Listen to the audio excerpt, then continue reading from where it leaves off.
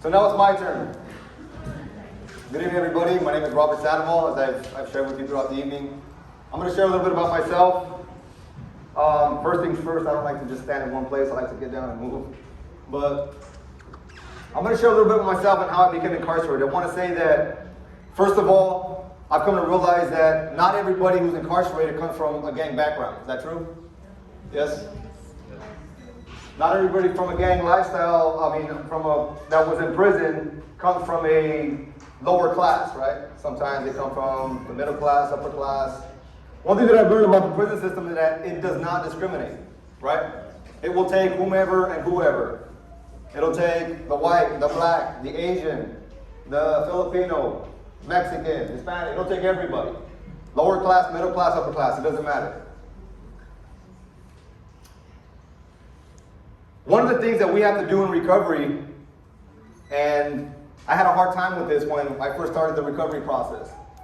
One of the things we have to do is essentially, and what I learned that wasn't true, is throw our families under the bus. What does that mean? I mean, we have to start talking about our families, right?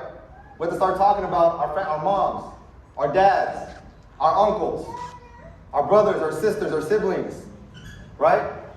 But I realized that it's not throwing them under the bus. It's just recognizing and realizing where these issues that we've developed and picked up throughout the years came from. So really, we're just sourcing it back to where it all started. And that's really what the recovery process is all about. Those three questions that we talked about at the very beginning is who were you, how you became capable of committing this type of crime, right? It all goes back to childhood.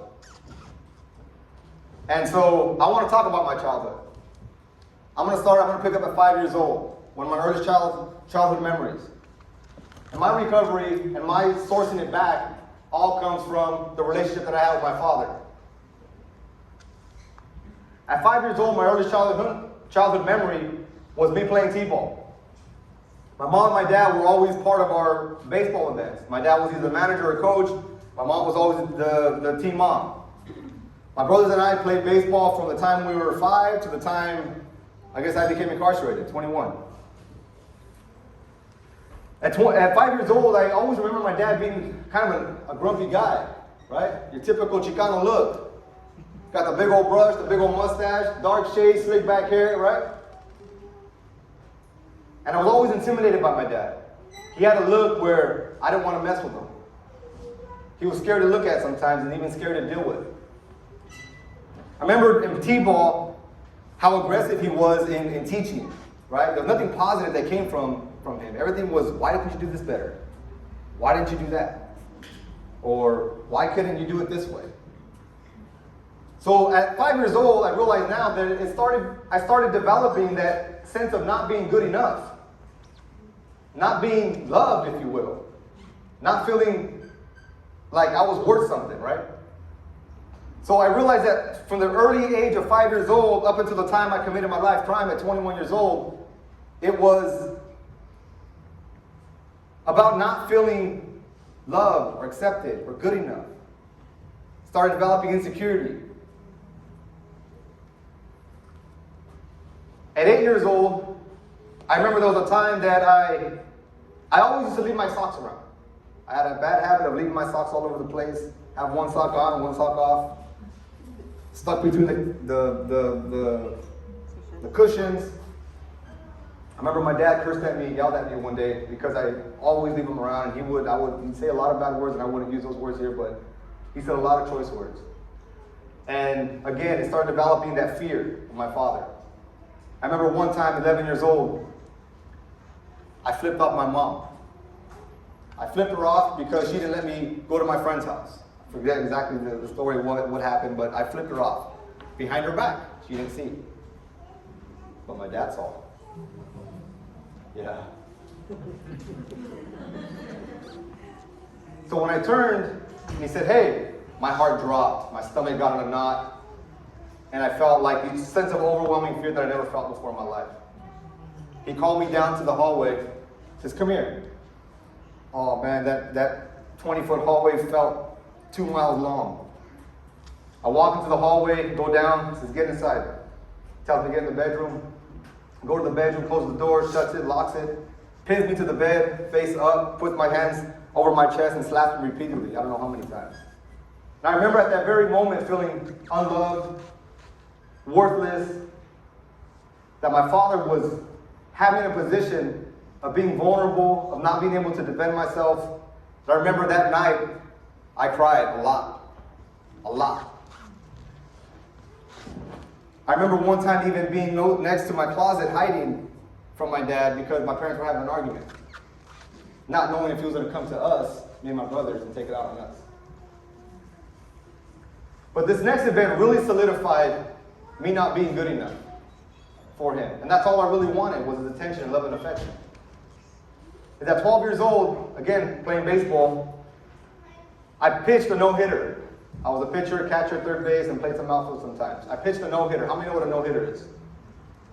No-hitter means no one got hit, right? No one got hit, there's no runs, no nothing. I pitched a no-hitter. At the end of the game, and I pitched the entire game, it was a tournament. At the end of the game, everybody in the stands was standing up, congratulating, hoorahing, and what have you. So because my family couldn't afford to have like a really big car at that time, we typically took 2 different vehicles to the baseball fields because we all played baseball at different times, right? My mom had the car, my dad had the truck, or vice versa, and so we would always leave separately. I remember getting in the truck with my dad, and the whole ride home he said, I thought we were going to talk about the no-hitter, right? That's kind of tough to do in minor league baseball when you're 11 or 12 years old. And he did not. He talked about the 2 times that I struck out. At that very moment, even though it may not have been something big for someone else, it was big to me. Because that told me that as hard as this was to do, I did it, it was not good enough for him. I knew at that moment there was nothing I was going to be able to do to make him look at me with aspiration or in high esteem or in high regard.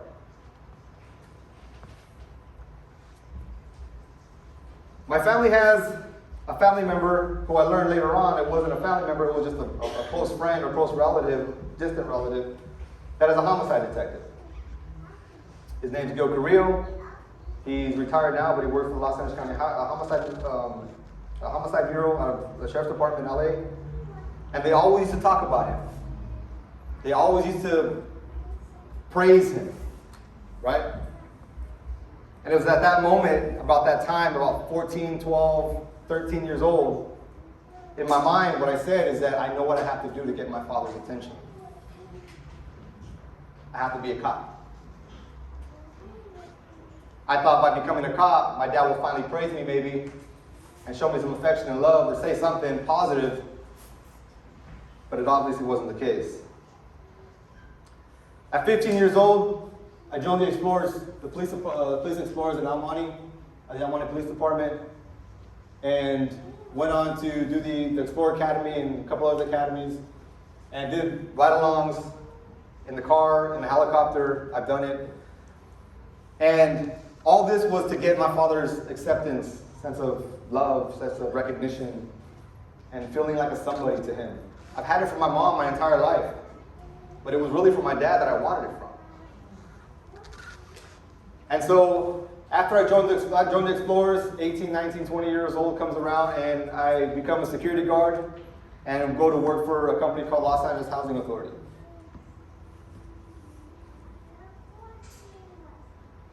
When I was an explorer is when the whole transformation for me happened, from it no longer being about my dad, but being about me.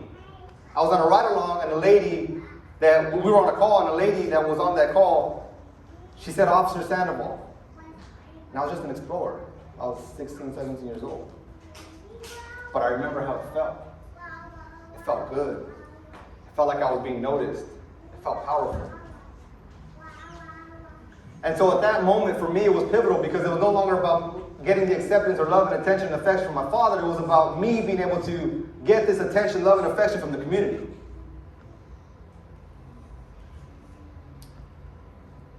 But what I didn't realize at that time, what I realize now, is that that person had all those issues going on.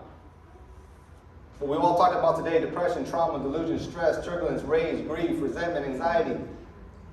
All that going on, but I would never talk about it. Why? Because the Mexican culture, we don't do that, right? We take it out on alcohol. We talk about it amongst each other and fight with each other, and hopefully no one goes to jail that night. That's just the Mexican way, right? That's just how we do it. But yet we have a room full of people who have family and loved ones inside, trying to figure out how does that happen? How do we get there? Well, that's how it happens. It starts with those old beliefs, those old traditions that we've all been talking about. And so, one night, while I was working with the Los Angeles Housing Authority, I still had my gun on me. I was drinking a lot. I went to 3 different bars before I went to a bar restaurant in the City of Industry called TGI Fridays. I was with my friend Christopher, who was my partner, my friend, my coworker that night, along with a cousin. And we were actually in the parking lot area of the restaurant where a fight broke out. Not between us, but between another party of 20 to 30 people. The fight breaks out, and I notice this one guy specifically getting jumped by about 20 to 30 people. And my friend Chris, my cousin Ralph, and myself decide to help. So we run to the group, or they run to the group. Me wanting to play cop, superhero, right? I run back to my truck to grab my gun. I go to my truck, grab my gun, I load it. I fire 2 shots in the air to try to get the crowd to stop. They don't stop, I run to the crowd where my friend is being beaten, and I shoot and kill Christopher anyway, the man who was jumping. And I severely injured Mr. Claire Chang, who was severely disfigured as a result of my actions.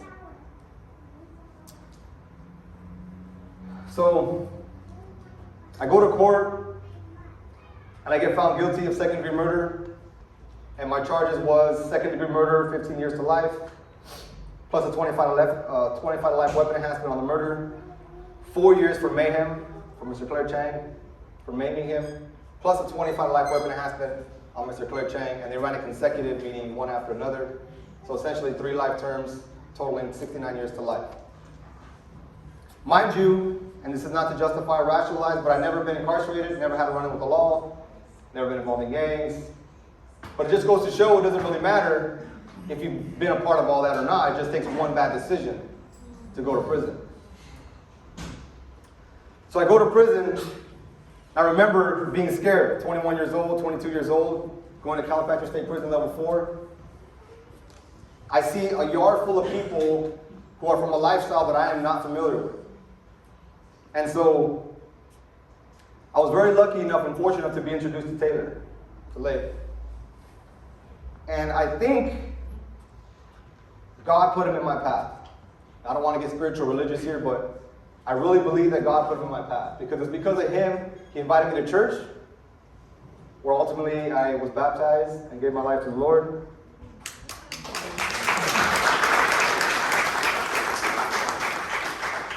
And because of the training center out of San Diego, who came in and preached and gave the messages every week without fail for 5.5 years that I was there, I was under their ministry and learned a lot. One thing Taylor said that we continue to say back, in sharings like this, is that one thing that I knew that my BPH hearing or my parole hearing was not until 2075. Right? The question is probably, what are you doing here, right? One thing I told Taylor, and he shared with me, the same thing he said here today, is that one thing I did know is that I didn't want to die in prison the same man that I came in. And we repeat that over and over in settings like this. Because whether I died in prison or not, what I did know is that I didn't want to die the same person. Because at some point, you start to face reality and start to accept it. But the reality is you just might die in here. And that's scary. But as we started going to church and started doing programs, my first group was AA, started going to different groups like creative conflict resolution, parenting classes, alternatives to violence classes, I started to learn a lot about myself. I went back to school, ultimately earning 3 AA degrees. I have a AA in social behavioral science, arts and humanities, and American studies. I also started working in my alcohol and drug certification program, which is today I'm a state certified alcohol and drug treatment counselor, and I am employed with Resurgence California as a behavioral health technician. But the question is, how did I come here? Why am I here? how did you get released, right? So in 2018, because of my support network encouraging me to petition, I petitioned Governor Brown for a commutation.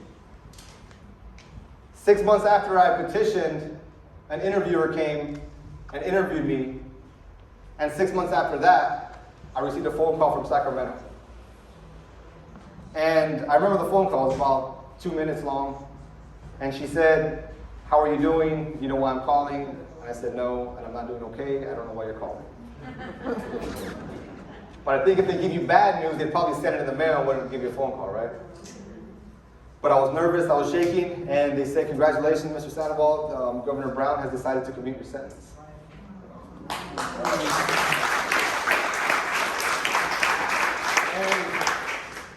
And it wasn't easy. I also have not a single write-up during my incarceration. I started on level 4, level 1 to level 3, and then pulled off of level 2. But it wasn't easy. And so, once I got commuted, I went on my first board hearing. And because of unforeseen circumstances, my attorney that I retained wasn't able to show up, so they postponed it 6 months and went to my hearing again and was ultimately found suitable on my initial hearing. So, the point of my sharing is that there's always hope, right? Whenever you don't think that it's going to turn out your way, or maybe your family member has a life without the possibility of parole sentence, or a sentence like mine, 69 years to life, right? There's always hope. One of the things I want to talk about is this youth diversion program that I created while I was inside that kind of added to the commutation. Is that I created a youth diversion program called the Reaching Out and Challenging Kids Youth Diversion Program in Chocowalla Valley State Prison. It was adopted in 2018 by the California Department of Corrections and Rehabilitation as an official youth diversion program of that prison. And so me and another fellow inmate created this program. And well, because of COVID, things have kind of changed a little bit, but it's still active and it's still running today. I want to show a little bit of I want to share a little video of one of the filmings that they had inside with the training center. And here it is. Robert, how'd you get into this prison? Approximately 7-8 years ago, I shot someone in the City of Industry. I'm convicted right now for a second-degree murder. I'm serving a 69-year to life sentence. You ever think that would ever happen? I never did. You know, I've never been involved in gangs, never did drugs, never participated around in any kind of criminal activity. But it just goes to show that, you know, you don't have to be involved in gangs and do drugs and be involved around people who necessarily commit crimes, and it can happen to you. It can happen. It can happen to anybody. So that's a little bit of the sharing. This is a copy of my commutation by the governor. And I want to leave you all with a little bit of hope for your family member to come home one day, whatever that may be, if he's going to board soon or she's going to board soon or not. I want to show you a video of my release. And I'll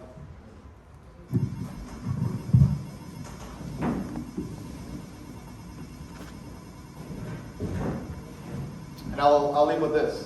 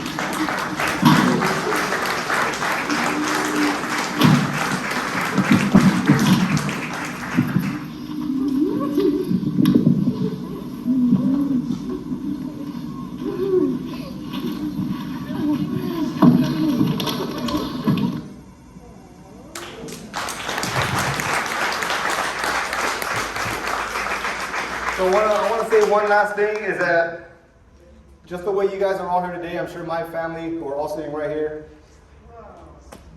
they would have done the same thing you guys are doing today, is being here to get as much information as they possibly can to know about the parole board process. And I want to thank my family, every single one of them, for choosing to jump on a ship that was destined to sink. With a 69-year life sentence in 2006, there were no laws. There was no hope. But they chose to visit. They chose to be there. Why, I don't know. But I'm grateful for it. So thank you guys. I don't know what would have happened if I didn't have them. I don't know where I'd be mentally. But I'm very grateful for them. And so continue to support your family. Continue to do that.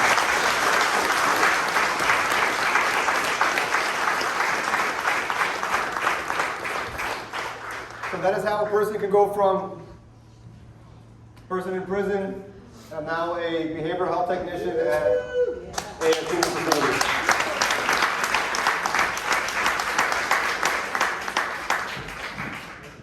That was tough.